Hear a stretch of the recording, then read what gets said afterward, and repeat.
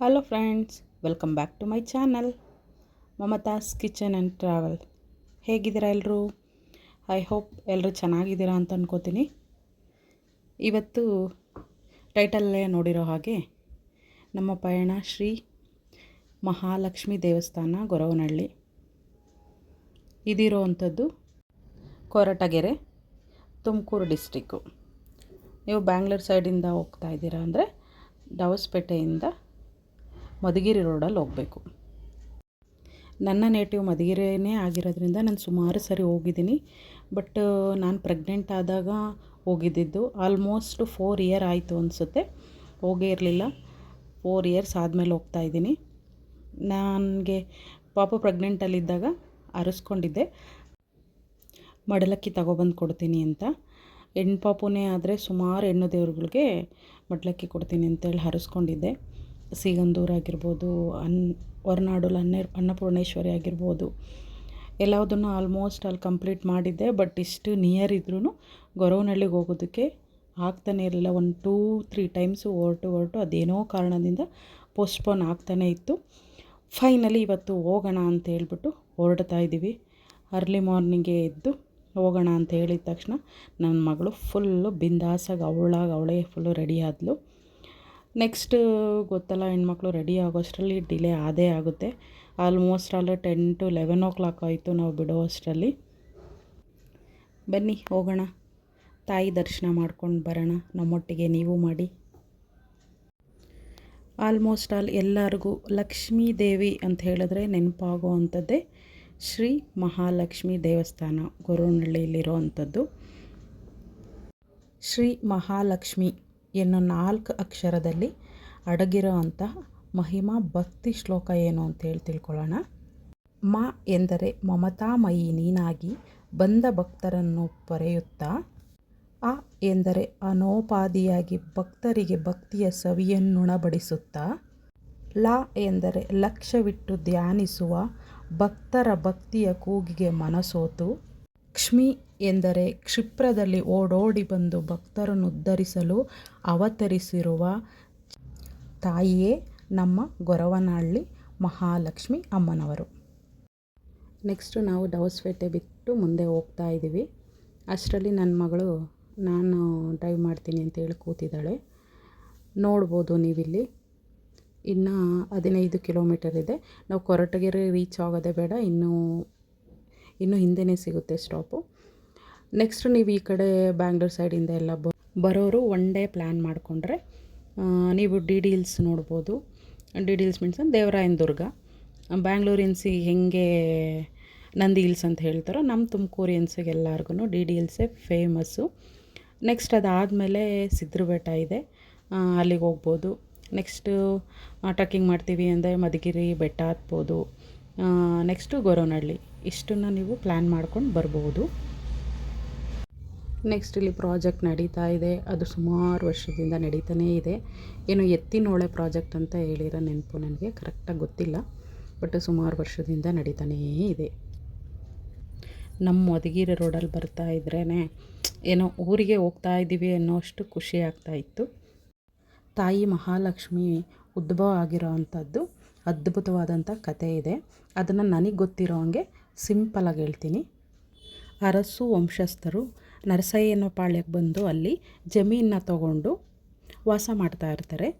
ಇನ್ನು ದನ ಕರುಗಳಿಗೆ ನೀರು ಕುಡಿಯೋದಕ್ಕೋಸ್ಕರ ಒಂದು ಕಟ್ಟೆನ ಕಟ್ಟಿರ್ತಾರೆ. ಅದರಲ್ಲಿ ಅರಸು ವಂಶಸ್ಥರಾಗಿರ್ತಕ್ಕಂಥ ಸಿದ್ದಯ್ಯನ ಮಗ ಅಬ್ಬಯ್ಯ ಆ ದನ ಕರುಗಳನ್ನ ಡೈಲಿ ನೋಡ್ಕೊತಾ ಇರೋ ಅಂಥದ್ದು. ದಿನ ಹೋಗಿ ಆ ಕೆರೆಯಲ್ಲಿ ದನ ಕರುಗಳಿಗೆ ನೀರು ಕುಡಿಸಿ ಬರುವಂಥದ್ದಾಗಿರುತ್ತೆ. ಒಂದು ದಿನ ಆ ಕೆರೆ ನೀರಿಂದ ಒಂದು ಹೆಣ್ಣು ಧ್ವನಿ ಕೇಳಿಸುತ್ತೆ, ಅಬ್ಬಯ್ಯ ನಾನು ನಿಮ್ಮ ಮನೆಗೆ ಬರ್ತೀನಿ, ನನ್ನನ್ನು ನಿಮ್ಮ ಮನೆಗೆ ಕರ್ಕೊಂಡು ಹೋಗು ಅಂತ. ಅದು ಪ್ರತಿದಿನ ಕೇಳ್ತಲೇ ಇರುತ್ತೆ. ಅಬ್ಬಯ್ಯ ಕೂಡ ನಾನು ನನ್ನ ತಾಯಿ ಹತ್ರ ಕೇಳ್ಕೊಂಡ್ಬಿಟ್ಟು ಬರ್ತೀನಿ ಅಂತ ಹೇಳಿ ಹೊರಟೆ ಹೋಗ್ತಾ ಇರ್ತಾನೆ.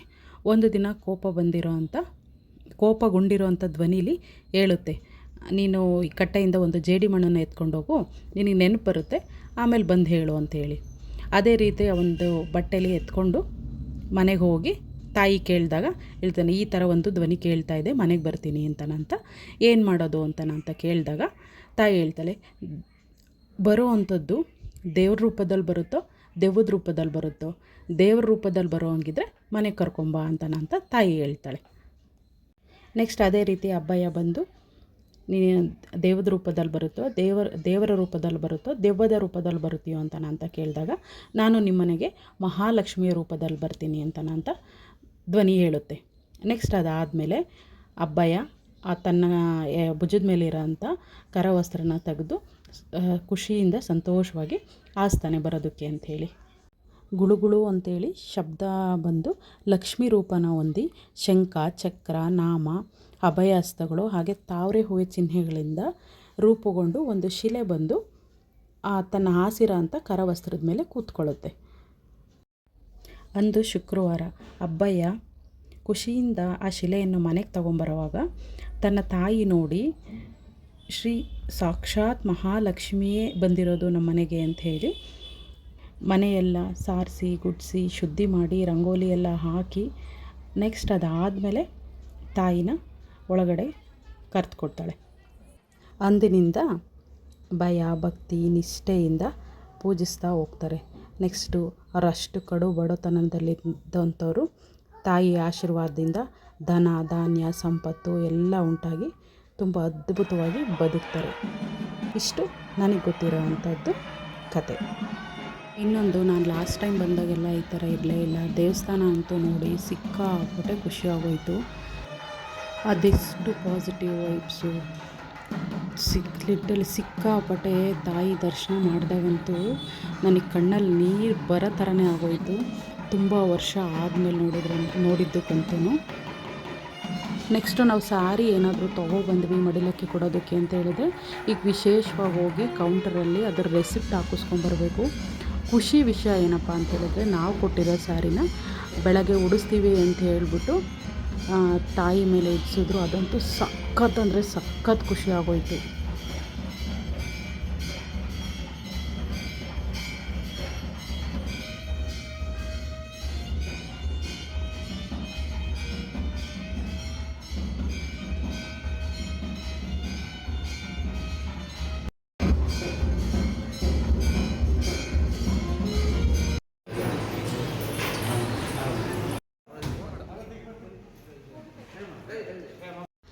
ನೋಡಿದ್ರಿ ಅಲ್ವಾ, ನೀವು ದರ್ಶನ ಮಾಡಿದ್ರಿ ಅಲ್ವಾ, ಅಮ್ಮನವರು ಎಷ್ಟು ಮುದ್ದಾಗಿ ಕಾಣಿಸ್ತಾ ಇದ್ರು ಗೊತ್ತಾ. ನನ್ನ ದೃಷ್ಟಿನೇ ಆಗುತ್ತೆ ಅನಿಸುತ್ತೆ.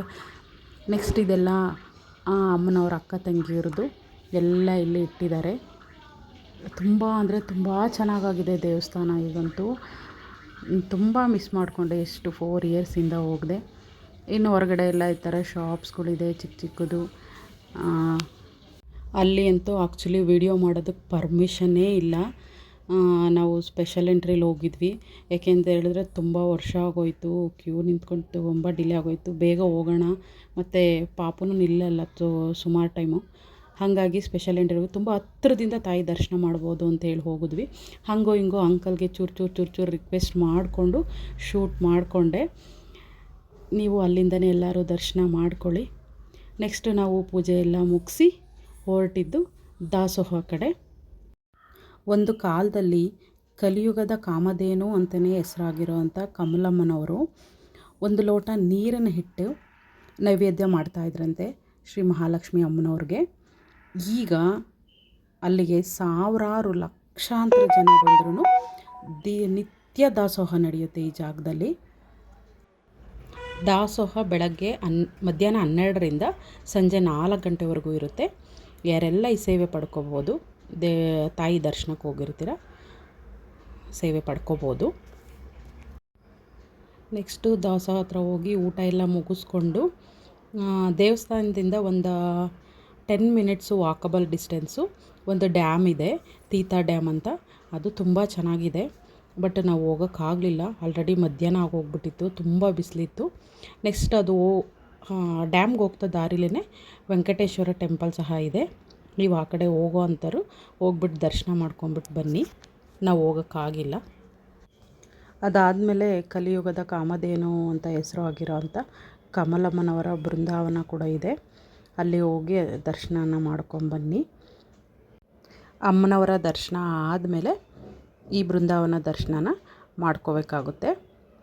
ಈ ದೇವಸ್ಥಾನನ ಮಹಾಲಕ್ಷ್ಮಿ ದೇವಸ್ಥಾನನ ಕಟ್ಟಿಸಿರೋ ಅಂಥದ್ದು ಕಮಲಮ್ಮನವರೇ. ಕಮಲಮ್ಮನವರ ಸತ್ಯಕತೆ ತುಂಬ ಇದೆ. ಅಂದರೆ ಅವರು ಹುಟ್ಟಿದ್ದು, ಬೆಳೆದಿದ್ದು, ಮದುವೆ ಆಗಿದ್ದು, ನೆಕ್ಸ್ಟ್ ಗೊರವನಹಳ್ಳಿಗೆ ಯಾವ ಥರ ಬಂದು ನೆಲೆಸಿದ್ರು ಎಲ್ಲದೂ ಇದೆ. ಯಾರಾದರೂ ಇಂಟ್ರೆಸ್ಟ್ ಇರೋರು ಮೆಸೇಜ್ ಮಾಡಿ, ಅದ್ರ ಬಗ್ಗೆ ಕೂಡ ತಿಳಿಸ್ಕೊಡ್ತೀನಿ. ಇನ್ನು ನನ್ನ ಮಗಳು ಬಿಸಿಲು ಅಂತಿಲ್ಲ, ಏನೂ ಇಲ್ಲ, ಒಂಥರ ಪಂಜರದಲ್ಲಿ ಬಿಟ್ಟಿರೋ ಗಿಳಿ ಮರಿ ಥರ ಓಡಾಡ್ತಾ ಇದೆ ಫುಲ್ಲು ಎಲ್ಲ ಕಡೆಗೂ. ಎಷ್ಟು ಖುಷಿ ಅಂದರೆ ಸಿಕ್ಕಾಪಟ್ಟೆ ಖುಷಿ. ಒಂದು ಪೀಸ್ಫುಲ್ ಮೈಂಡ್ಸೆಟ್ಟು, ಎಷ್ಟು ಸಮಾಧಾನ ಮನಸ್ಸಿಗೆ ಅಂದರೆ ತಾಯಿ ದರ್ಶನ ಮಾಡಿಕೊಂಡು ಹೋಗೋಣ ಅಂತ ಮನೆ ಕಡೆ ಹೊರಟ್ವಿ. ಆನ್ ದಿ ವೇ ಇನ್ನೂ ಇದು ಮಾವಿನಕಾಯಿ ತುಂಬ ಚಿಕ್ಕದು. ನನ್ನ ಮಗಳು ಕೇಳ್ತಾ ಇಲ್ಲ ಅದು ಬೇಕು ಬೇಕು ಅಂತೇಳಿ ಹಠ ಮಾಡ್ತಾಯಿದ್ಲು. ಹಾಗಾಗಿ ನಮ್ಮ ಮನೆಯವರು ಸರಿ ಒಂದಾದರೂ ಚಿಕ್ಕದು ಕಿತ್ಕೊಂಬರ್ತೀನಿ ಅಂಥೇಳಿ ಕಿತ್ಕೊಳ್ತಾ ಇದ್ದಾರೆ. ನಮ್ಮ ಬ್ಯಾಂಗ್ಳೂರೆಲ್ಲ ಬಿಲ್ಡಿಂಗು, ಬಿಸಿಲು ಅಷ್ಟೇ. ಇಲ್ಲಿ ಸಮ್ಮರ್ ಆದ್ರೂ ಕೂಡ ಹೊಂಗೆ ಮರ ಮತ್ತು ಮಾವು ಎಲ್ಲ ಚಿಗುರೋದ್ರಿಂದ ಹಸಿರಾಗಿ ತುಂಬ ಚೆನ್ನಾಗಿತ್ತು ನೇಚರ್ ನೋಡೋದಕ್ಕಂತೂ. ಇಷ್ಟೇ ಇವತ್ತಿನ ವ್ಲಾಗ್. ಯಾರಿಗೆಲ್ಲ ಇಷ್ಟ ಆಯಿತು ದಯವಿಟ್ಟು ಸಬ್ಸ್ಕ್ರೈಬ್ ಮಾಡ್ಕೊಳ್ಳಿ, ಲೈಕ್ ಮಾಡಿ, ಶೇರ್ ಮಾಡಿ. Thank you for watching. Bye bye.